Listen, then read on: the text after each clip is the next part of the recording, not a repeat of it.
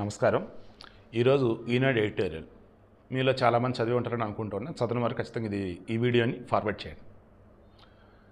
వనజీవి రామయ్య, దరిపల్లి రామయ్య వనజీవి రామయ్యకి ఎలా మారాడు?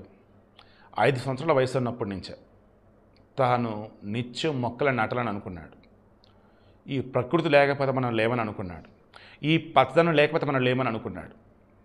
అలా ఆయన ఏకంగా తన భార్య బిడ్డల విషయంలో కూడా బాధ్యతగా ఉంటూ నిత్యం మొక్కలు నాటుతుండాడు. అక్షరాల మొన్న ఆయన మరణించిన నాటికి 1 కోటికి పైగా మొక్కలు నాటాడు. ఆ మొక్కలు నాటడమే కాదు, ఒకటి సంరక్షణ చూసుకున్నాడు. ఈ సంరక్షణ కోసం ఏకంగా ఆయన దగ్గర ఉన్నటువంటి 3 ఎకరాలు అమ్మేశాడు.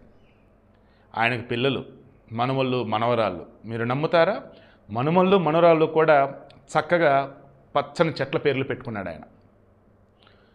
ఆయన మన కన్ను మూసింది ఎందుకు? ఏజ్ పెరిగింది, హెల్త్ ఇష్యూస్ వచ్చున్నాయి, ఖమ్మం ఆసుపత్రి అడ్మిట్ అయ్యారు, దెన్ కార్డియాక్ అరెస్ట్ చనిపోయారు. ఇప్పుడు ఎడిటోరియల్లో ఓన్లీ అది మెన్షన్ చేస్తే ఎట్లా వాళ్ళు? అందుకేం మెన్షన్ చేశారు? మొన్న తాస్ ట్రెపీజియం అని చెప్పేసి ఆ లైన్లో పెద్ద పెద్ద చెట్లు కొట్టేశారు.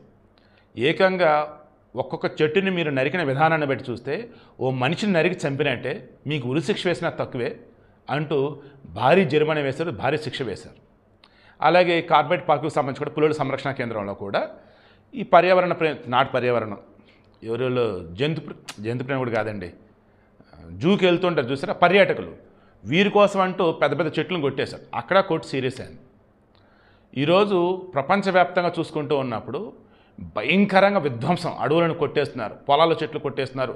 అభివృద్ధి కోసం అంటూ, అభివృద్ధి అంటే ఏంద్రా అయ్యా అంటే కర్బన ఉద్గారాన్ని పెంచాలా, కాలుష్యాన్ని పెంచాలా, అది అభివృద్ధి అంట. అదేం అభివృద్ధి రా నాయన?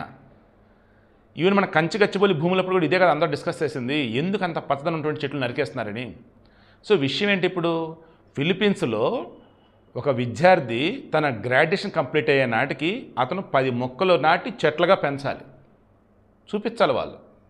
అలా మనం కూడా అట్లీస్ట్ మన బర్త్డేకి, మన ఇంట్లో పిల్లల యొక్క బర్త్డేకి సంబంధించి, మన ఫ్రెండ్స్ బర్త్డే సంబంధించి ఒక మొక్క నాటి ఆ మొక్క సంరక్షణకు చేపట్టినట్టయితే ప్రపంచం ప్రశాంతంగా ఉంటుంది. మనం ఆక్సిజన్ పీల్చుకుంటాం, కార్బన్ డైఆక్సైడ్ వదులుతాం. ఆ కార్బన్ డైఆక్సైడ్ ఆ మొక్కలు పీల్చుకుంటే మరలా ఆక్సిజన్ మనకి ఇస్తాయి. ఇదే ఆ ఎడిటోరియల్లో మెన్షన్ చేసింది. ఇదే మొన్న నేను వనజీవి రామయ్య గారికి సంబంధించి మరణించినప్పుడు కూడా నేను చెప్పింది కూడా అదే. పద్మశ్రీ అవార్డు గ్రహీత. ఆయన ఒక సాదాసీదా జీవనం.